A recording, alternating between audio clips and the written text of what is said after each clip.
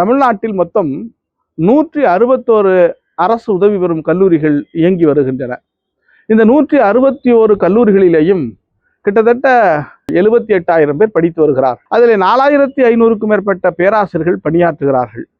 3,600க்கும் மேற்பட்ட ஆசிரியர் அல்லா பணியாளர்கள் பணியாற்றி வருகிறார்கள்.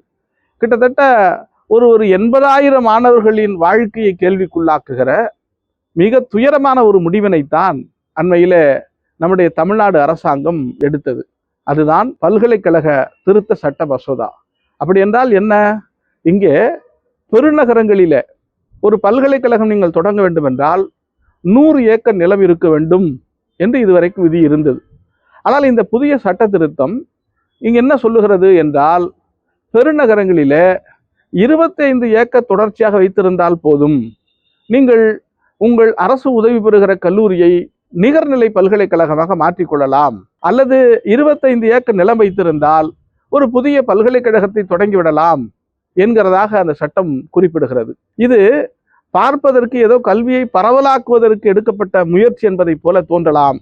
ஆனால் அரசு உதவி பெறுகிற கல்லூரிகளிலே படிக்கிற மாணவர்கள் யார்? ஒரு 78,000 மாணவர்கள் படிக்கிறார்கள் என்றால் அந்த 78,000 மாணவர்களும் இப்போதுதான் பட்டம் பெற வந்திருக்கிற முதல் தலைமுறை பட்டதாரிகள். அதிகபட்சமாக 2ஆம் தலைமுறையாக இருப்பார்கள்.